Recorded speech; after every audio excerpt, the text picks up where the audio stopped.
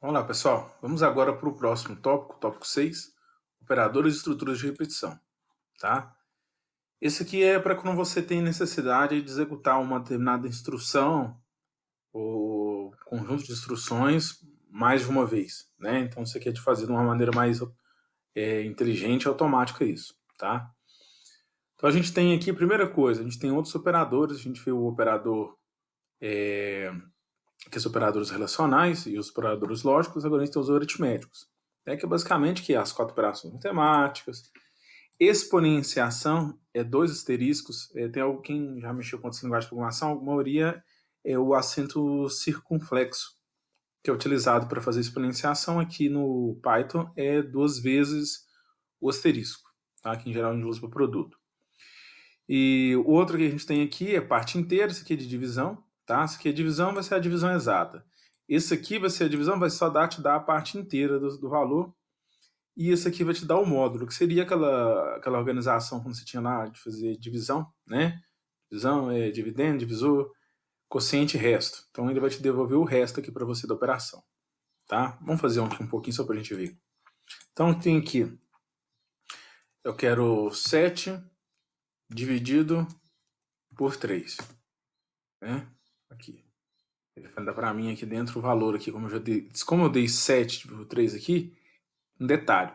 Ele está entendendo que esse 7 aqui meu é como número inteiro, tá? E ele só vai dar entre operações entre dois números inteiros, só pode dar um número inteiro, tá? Então ele está pegando, só dando aqui para nós o quociente, né?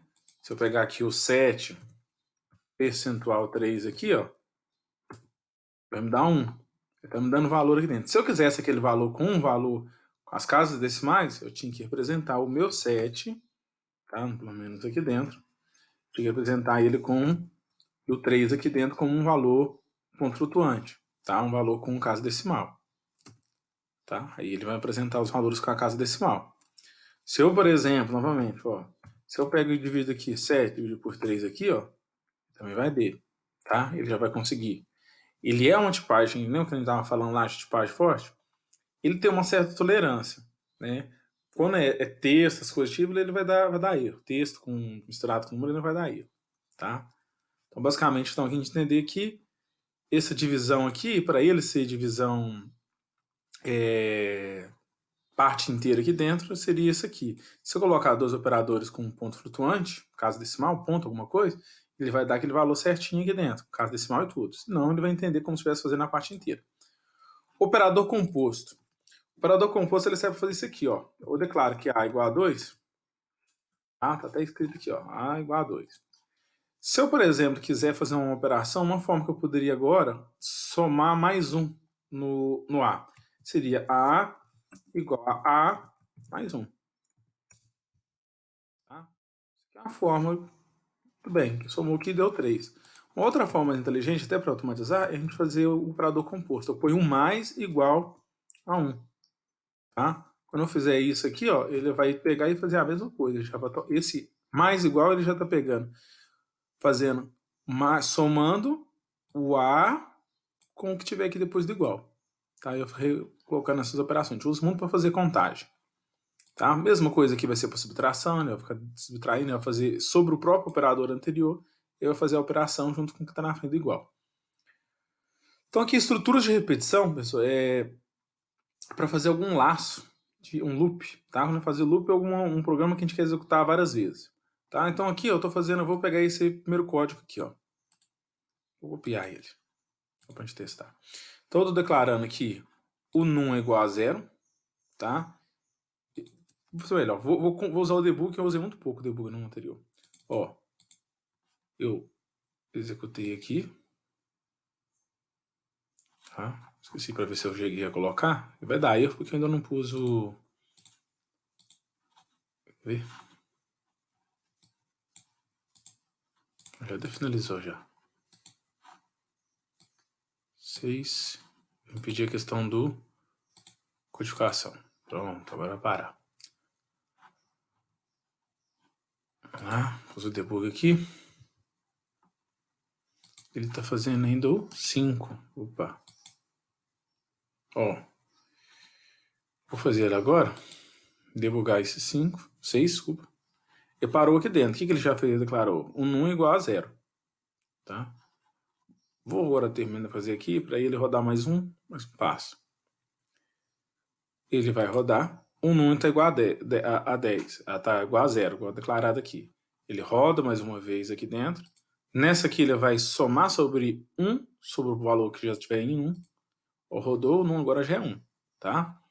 Voltou aqui dentro, para essa linha aqui dentro. Verificou que o num ainda não é menor que 10. Ele vai executar mais uma vez aqui. Vai printar. Vai fazer isso aqui. Vai fazer assim por diante. Até ele terminar. Até ele chegar em 10. Ó. 6, 7, 8, 9. Ele está imprimindo aqui, todos os valores aqui, ele está imprimindo aqui na tela do Run, ele está imprimindo elas, tá? Bom, ele vai fazer aqui até chegar nessa próxima linha aqui, 8, 9. Ó, vai imprimir isso 9 aqui e depois na última aqui vai somar 10. Deu 10 agora, então, enquanto era para fazer esse while aqui, a função seria a mesma coisa de enquanto. Enquanto isso aqui for verdadeiro, tá? Enquanto o número for menor que 10, ele vai ficar executando isso aqui. Agora passou a ser falso. Por quê? Não é menor que 10. Não é igual a 10. Então agora vai acontecer o quê? Ele vai para a próxima condição. Aqui eu estou uma variável recebendo valor igual verdadeiro, igual a true. Enquanto, então o valor foi igual a condição aqui dentro, e ele vai ficar executando isso aqui. Tá? O que eu fiz aqui? Ó? Igual. Se eu não colocasse nada aqui nessa função, não tivesse a linha 39, ele ia executar isso aqui infinitamente. Tá? Em meu controlador, por exemplo, a gente usa para manter o meu controlador processando sem parar, a gente usa o while true. Mesmo, a gente declara as inicializações do programa e depois a gente põe uma função while true ali dentro para ele ficar rodando todo o tempo e aí a gente usa algumas interrupções para poder executar alguma coisa por fora ou não, deixa só alguma instrução sempre básica ali dentro para ele ficar executando. Tá? Então aqui ele está fazendo verdadeiro e isso acontece aqui infinitamente. Mas aqui depois está em condição falsa. Tá? Na hora que ele volta aqui, vamos lá ver, ó, foi, printou, tá? Condição aqui dentro. Ó, a condição agora está verdadeira, voltou, mas agora já está falso, aqui já não é verdade. Tá? Ele vai fazer o quê? Ele vai executar o próximo código aqui dentro, porque isso aqui, ele parou aqui, não é verdadeiro, tá? Ele passa para cá, um while else.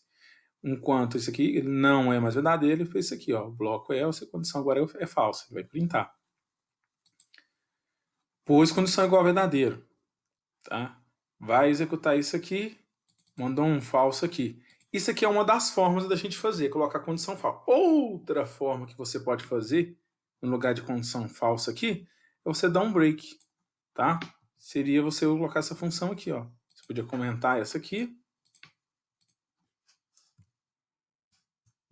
e botar um break. O que o break faz? Ele interrompe qualquer loop que você tiver, algum que você está trabalhando, qualquer rotina de repetição, estrutura de repetição, que no caso o while é uma, ele começou a rodar isso aqui, ele vai interromper. Tá? A vantagem de fazer isso aqui é que ele, diferente do false aqui, ele nem deixa executar isso aqui que está para baixo, ele pula isso aqui tudo, ele sai do while inteiro. Tá? O while e o else aqui, o else, é uma estrutura só, uma estrutura única. Quando eu uso o break, ele nem roda esse else aqui, ele já pula aqui e já vai direto. Tá? Então, basicamente, essa é a ideia do while. Sempre que tiver na condição for verdadeira, ele executa o conteúdo. Se não for verdadeiro, ele pode fazer o else aqui se eu declarei ele. Se eu colocar um break ali dentro, ele sai dessa estrutura inteira. O while, inclusive a estrutura ligada com o else, e já parte para a próxima código aqui dentro. Tá? Outro código que a gente tem aqui, outra estrutura de repetição, é o for. O for, diferente do while, que o while você põe uma condição para ele inicializar, enquanto. Tá? Ele verifica que lá é verdadeiro. Se ele é verdadeiro. E se enquanto for verdadeiro, ele vai rodando aqui lá. O for, você define um contador. Isso aqui ele é bom e interessante quando você quer fazer as contagens. Desculpa. Aqui eu estou definindo aqui uma variável, tá? Chama item. Esse item vai estar amarrado com essa lista. A gente vai ter uma aula só de lista, tá? No for Fora em outras linguagens, você define o que é o valor desse item, coloca o valor que ele está inicializando, ele é igual a 1, ele é igual a coisa. No Python você não precisa ter essa preocupação. Você pode botar um nome qualquer aqui, item, tá? Por exemplo, aqui, pus range igual a 10. Significa o seguinte, ele vai criar uma lista. Imagina uma lista que é igual a ideia de lista mesmo. Tem lá uma lista com números. 0, 1, 2, 3, 4, 5, 6, 7, 8, 9, 10. Tá? O que ele vai fazer aqui para mim? Eu estou querendo que ele, enquanto ele tiver essa lista que tiver valor nesse resultado disso aqui, tiver algum número, ele vai imprimir nesse número. Tá? Que é o que está acontecendo aqui. Ó. Vou dar uma parada, vamos fazer no Python Console que é mais fácil. Ó. Quando eu coloco range 10, estou criando uma lista. Vai começar de 0 até 9. Estou dando 10 elementos, sempre começando do 0. Tá? O que ele vai fazer para mim? Ele vai, quando eu fazer essa estrutura aqui, ó, for item range, ele vai me contar de 0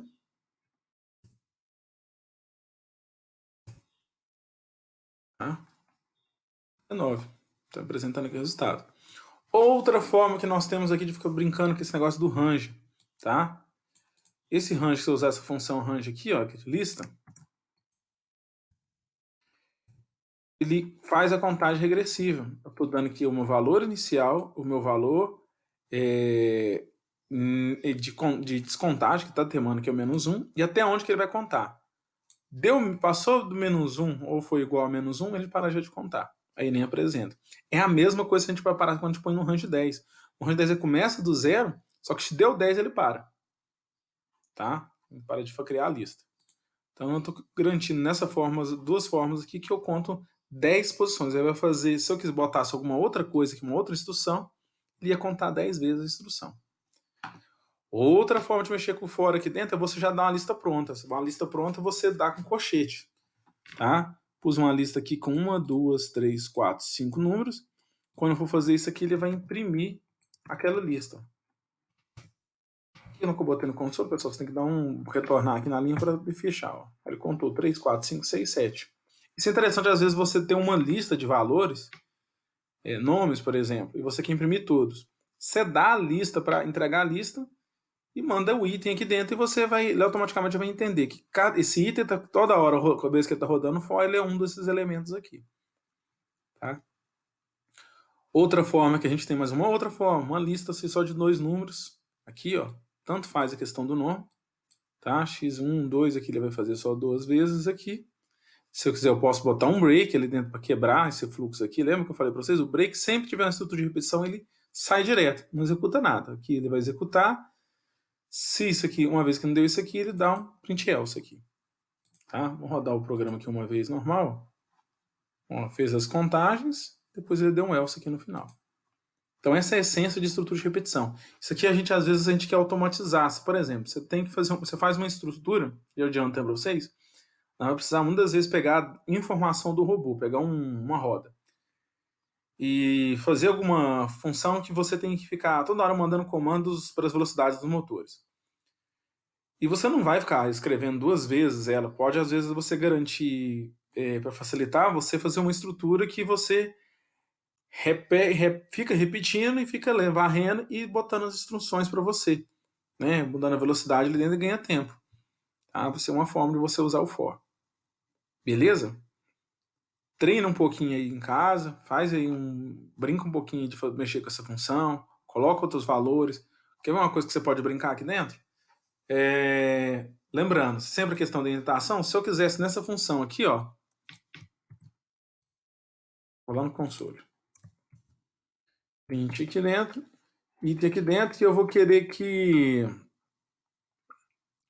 vou declarar, deixa eu ver aqui, vou declarar um A igual a 2, vou colocar essa função aqui e vou colocar A mais igual, vezes igual a 2, ou seja, estou dobrando o valor, e eu quero que ele printa o A. Nem vou printar o print aqui não, vou tirar isso aqui. Ele vai executar 10 vezes isso aqui, e toda vez aqui dentro ele vai dobrar o valor. Tá vendo? O que isso fez para mim? Começou com A igual a 2 ali, que foi, já printou jeito 4, 8, 16, 32 e assim por diante. Beleza? Dá uma mexida aí no programa aqui dentro e vê se vocês geram alguma dúvida aí em relação às estruturas de repetição e esses operadores aqui. Beleza? Até mais.